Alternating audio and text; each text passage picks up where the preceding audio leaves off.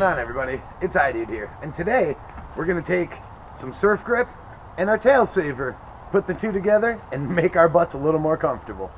Alright, here we are. We have our surf grip. This was very cheap stuff. I'll just use this piece. This is very cheap stuff from eBay. And, oh, there's a little bit better. You can see the cut. I didn't expect the diamond pattern to be this large. As well as it be this thin. When they said it was a 1/4 inch, I assumed that was the overall height, not the height of just the pad, because this section, really thin.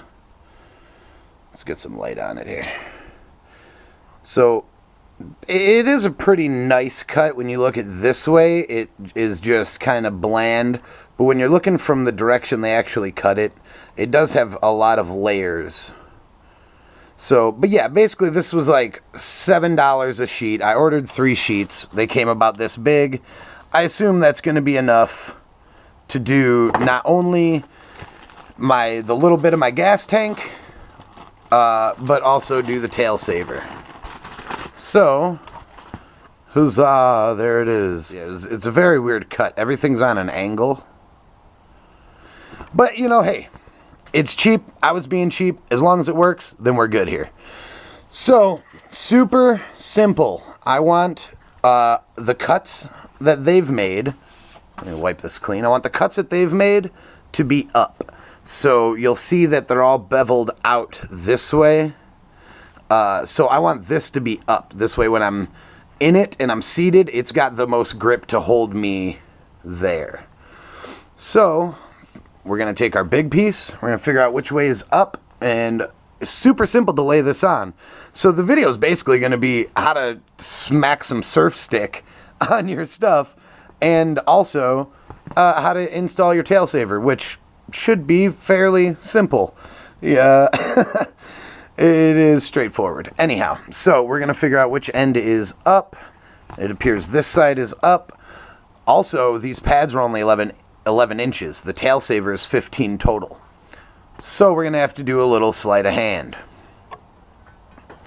So what you're going to do is you're going to start in the corner, because you know which side is up, and you know which side your tail saver is going to be on.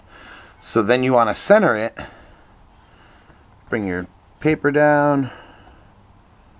Right about there, look center. Okay. So bring it up.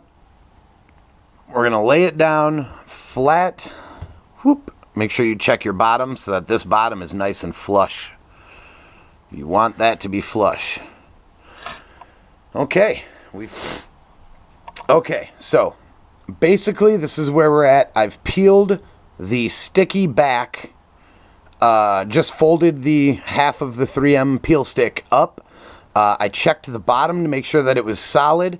When I set the tail saver in, I set it down with my thumbs, lining it up, and then set it forward onto the stick. I've pressed it down very firmly. Oh, also, before I forget, if you have a heat gun, awesome. If you don't, a hairdryer will work as well. But definitely go over your piece with a hairdryer just so that it's warm and the 3M stick sticks a little bit better. So now that you've got this stuck down, you're going to bust out your handy-dandy little blade here. Make sure you have a very sharp blade. If it's not a sharp blade, throw it away and get yourself another blade, because the dull one is not going to cut this. I guarantee you. Your cuts aren't going to look pretty. Now, we have our knife. We've got the base stuck. It's flipped up. You're going to start with your knife. Never start on the edge, because you'll never get a clean cut. Always start in the middle where you have a lot of material. So you're just going to start in the middle and then run to the edge. And if it is rounded and you can, make your turn and pull clean off. You want to come off of the base material. Now, I know I've already cut this section, but you want to come back so that you know that you're flat to the top. All right. And then again, right about there, you just want to curve and make your break. All right. Now that we have this on here, throw the excess piece. And basically what you're left with is this center here. So, and like I said, you can see it pretty good here where the cut is going up.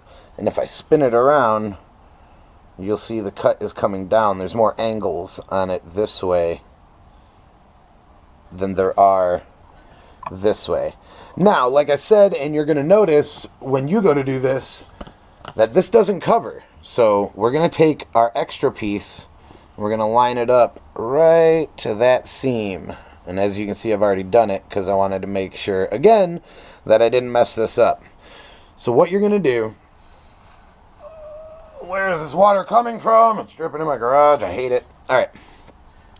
Now, basically, what you're going to do with this piece is you're going to want to see your line. All right, I'll use this side because I kind of messed up this seam a lot. If this happens and you have excess, just peel it off. I plan on using the rest of these pieces and this other piece here to go on my gas tank after I get that dented a little more. So I don't want to use that. But you can get away with using your vertical. And what you're going to want to do is just set your pad on here. Oh, that's upside down. Set your pad on here so that these lines that go straight up this way meet up with the rest of your pad. So right there. Now, you're going to take your excess. See how you have maybe 2/3 of the diamond? You're going to bring it over and line it up. Now you're going to cut. You're going to make your mark right here and then cut all the way down this so that where your new piece starts is going to line up with your old diamond.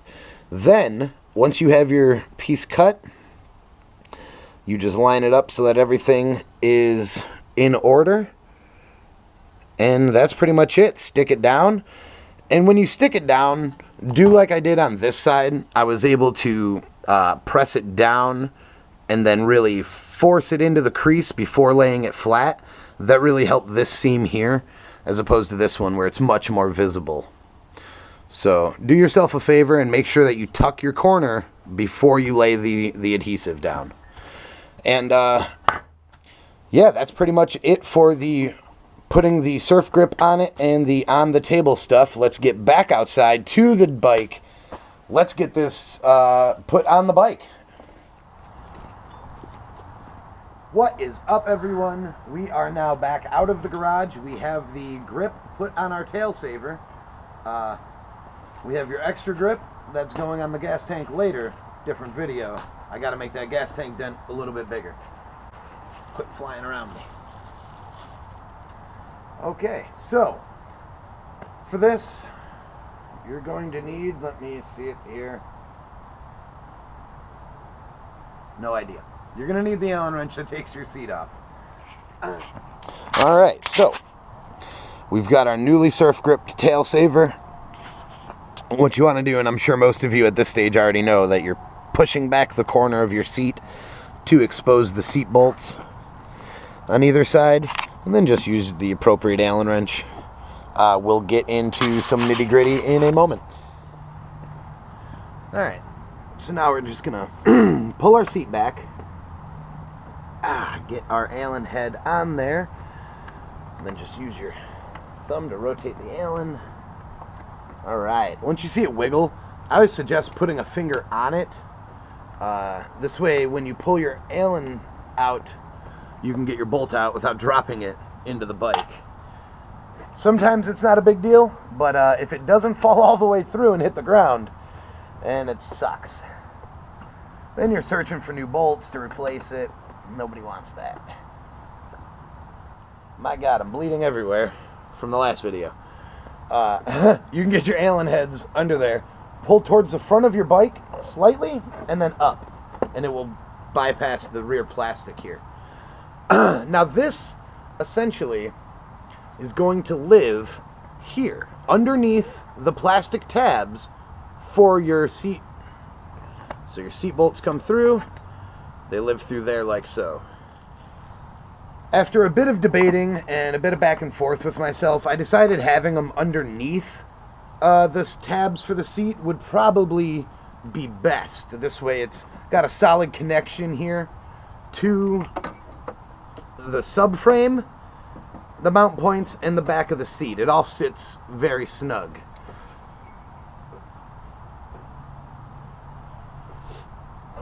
Alright, set your tail saver on there with one hand. Just give it a little pressure, and that damn dog won't shut up. Alright, dog situation dealt with. It's easier to start with the seat halfway on, get the bottom clip underneath. Once that's seated, you can pull up and get a fair amount of height.